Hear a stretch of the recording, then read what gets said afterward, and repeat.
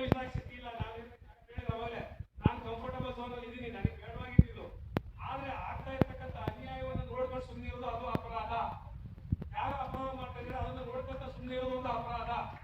ಯಾರು ಅಪರಾಧವನ್ನು ಮಾಡ್ತಾ ಇದ್ದಾರೆ ಅದನ್ನ ಕ್ಷಮಿಸೋದು ಒಂದು ಅಪರಾಧ.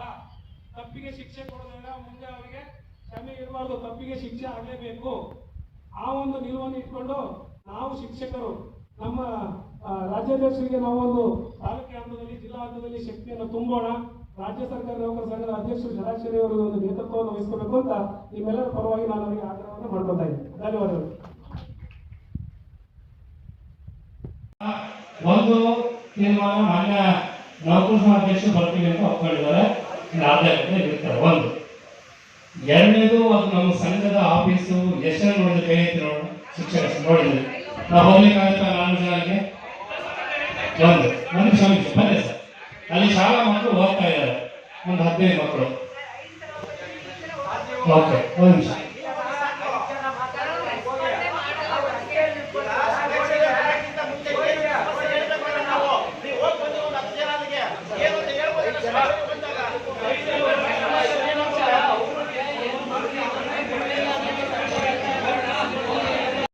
ಇತಿಹಾಸ ಪುಟ ಸೇರ್ಬೇಕಲ್ಲ,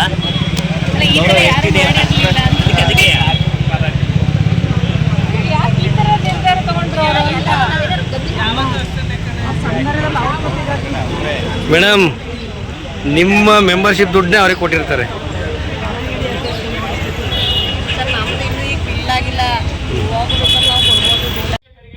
ನ್ಯಾಯ ಹಂಚಿಕೆ ನಡೆಯುವಂತ ಮಾತುಕತೆಗಳು ನಡೀತಾ ಇದ್ದಾವೆ. ನಾವ್ಯಾರು PhD ಶಿಕ್ಷಕರು ನ್ಯಾಯ ಹಂಚಿಕೆಗೆ ನಾವು ಒಪ್ಪೋದಿಲ್ಲ. ದಯಮಾಡಿ ಈ ಹಿಂದೆ ಏನಿತ್ತು ನಮ್ಮ ಅದೇ ಕೇಂದ್ರದಲ್ಲಿ ಮುಂದುವರಿಸಿ. ಇಲ್ಲದೆ ಹೋದ್ರೆ ನಾವು ಯಾವುದೇ ಕಾರಣಕ್ಕೂ ನ್ಯಾಯ ಹಂಚಿಕೆಗೆ ನಾವು ಒಪ್ಪೋದಿಲ್ಲ. ಆಮೇಲೆ ಇನ್ನೊಂದು ಮಾತು ಏನ್ ಬರ್ತಾ ಇದೆ, ಇದು ಮಾತುಗಳು ಈ ಸದ್ಯಕ್ಕೆ ಈ ಹೋರಾಟವನ್ನ ಶಿಕ್ಷಕರನ್ನ ತಣ್ಣಗೆ ಮಾಡ್ಲಿಕ್ಕೆ ಮೊದಲನೇದಾಗಿ HMಗಳಿಗೆ ಪ್ರಮೋಷನ್ ಕೊಡಿಸ್ಬಿಡೋಣ, PhD ಶಿಕ್ಷಕರದ್ದು ಆಮೇಲೆ ನೋಡ್ಕೊಳ್ಳೋಣ ಅಂತ ಮಾತುಗಳು ಕೇಳಿ ಬರ್ತಾ ಇದಾವೆ. ದಯಮಾಡಿ ಈ ವಿಚಾರ ಆದ್ರೆ ಒಟ್ಟಿಗೆ ಆಗ್ಬೇಕು. ಅಖಂಡ ಶಿಕ್ಷಕರ ಜ್ಯೇಷ್ಠತೆಯನ್ನ ಕಾಪಾಡಬೇಕು. PhD ಶಿಕ್ಷಕರು ಮತ್ತೆ GPD ಶಿಕ್ಷಕರು ನ್ಯಾಯ ಕೊಡುವಂತ ಹಂಚಿಕೆ ಇರಬೇಕು. ನಮ್ಮಲ್ಲಿ ಏನಿದೆ, PhD ಶಿಕ್ಷಕರು ಮೊದಲ ಬೇರೆ ಬೇರೆ ತಾಲೂಕುಗಳು ಬೇರೆ ಬೇರೆ ರಾಜ್ಯಗಳಿಂದಲೂ ಸಹಿತ ನಾವು ನಮ್ಮ ಲಾಯರ್ಗೆ ಮಾಹಿತಿಗಳನ್ನು ಕೊಟ್ಟಿದ್ದೀವಿ. ಅಲ್ಲಿರ್ತಕ್ಕಂಥ ಶಿಕ್ಷಕರನ್ನ ಅವರು ಅಪ್ಗ್ರೇಡ್ ಮಾಡ್ಕೊಂಡು ಅವರಿಗೆ 5 ವರ್ಷ ಅವಕಾಶವನ್ನು ಕೊಟ್ಟಿದ್ದಾರೆ ಡಿಗ್ರಿ ಮಾಡ್ಲಿಕ್ಕೆ. ಆ ನಂತರದಲ್ಲಿ GPD ಅವರನ್ನು ನೇಮಕ ಮಾಡಿರ್ತಕ್ಕಂಥ ಆದೇಶಗಳಿದ್ದಾವೆ. ನಮ್ಮ ಲಾಯರು ಶೇಷಾದ್ರಿಪುರಂ ಅಲ್ಲಿ ಆಫೀಸು, ರಾಘವೇಂದ್ರ ಜಿ ಗಾಯತ್ರಿ ಅಂತ ನಮ್ಮ ಲಾಯರು, ಅವರ ಜೂನಿಯರು ಶ್ರೀಧರ್ ಅಂತ. ಆಕ್ಚುಲಿ ಇವತ್ತು ಹೊಸ ಕೇಸು ಇವತ್ತು ನಡೀತಾ ಇದೆ. ಏಪ್ರಿಲ್ 25ಕ್ಕೆ ಕೇಸ್ ಇತ್ತು, ಮುಂದಕ್ಕೆ ಹಾಕಿದ್ರು, ಅಬ್ಜೆಕ್ಷನ್ ಆಗ್ತೀವಿ ಅಂತ. ಜೂನ್ 6ಕ್ಕೆ ಬಂತು, ಮುಂದಕ್ಕೆ ಹಾಕಿದ್ರು.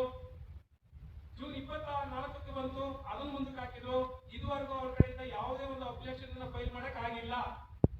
ಯಾಕೆಂದ್ರೆ ಇಲ್ಲ, ಅಲ್ಲಿ ಏನೊಂದು ಅಬ್ಜೆಕ್ಷನ್ ಮಾಡೋದಕ್ಕೆ ಇಲ್ಲ, ಏನ್ ಮಾಡ್ಬೇಕು ಅನ್ನೋ ಪ್ರಶ್ನೆ ಇಲ್ಲ ಅವರಿಗೆ.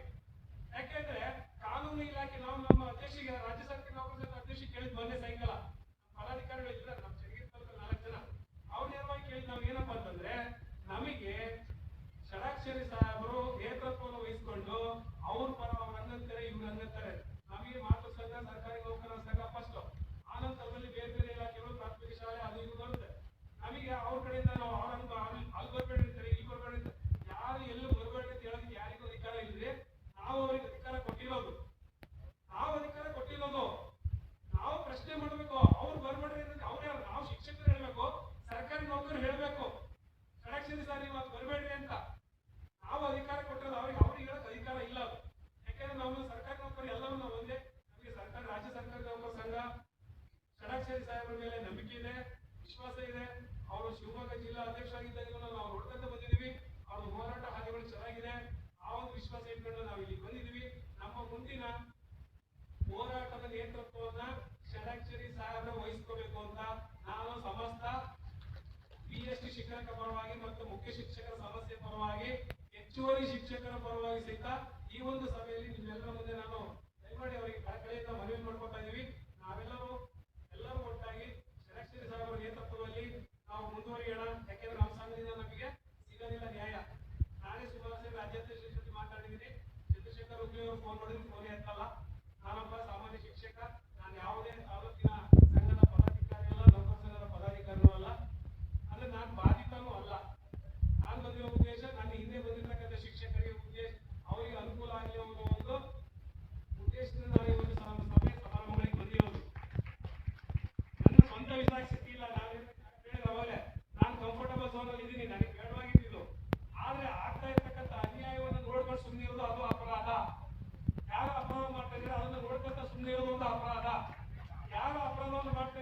ಕ್ಷಮಿಸೋದು ಒಂದು ಅಪರಾಧ. ತಪ್ಪಿಗೆ ಶಿಕ್ಷೆ ಕೊಡೋದಿಲ್ಲ, ಮುಂದೆ ಅವರಿಗೆ ಕ್ಷಮೆ ಇರಬಾರ್ದು, ತಪ್ಪಿಗೆ ಶಿಕ್ಷೆ ಆಗಲೇಬೇಕು.